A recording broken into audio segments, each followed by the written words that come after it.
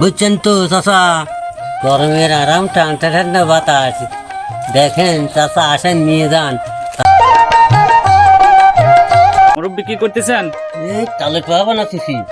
তালের পাহা গরমের আরাম। আরাম আছে?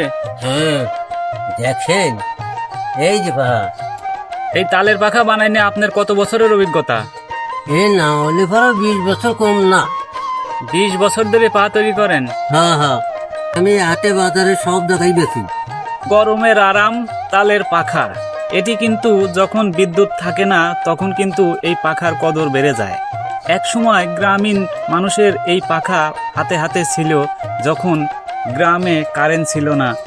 এখন কালের পরিবর্তনে হারাতে বসেছে এই তালের পাখা, এখনো ধরে রেখেছে অনেক লোকই। আজকে এসেছি তালের পাখা তৈরি করা দেখাতে। পাখা তৈরি করতে কতদিন সময় লাগে? এই তালের পাতা কাটতে হয়, তালের পাতা হিহিতে হয়, জাল দেওয়া লাগবে, সিদ্ধ করা লাগবে। সিদ্ধ না করলে ফেরে হবে না।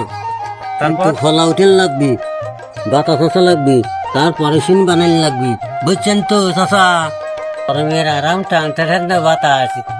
দেখেন চাচা, আসেন নিয়ে যান তাড়াতাড়ি।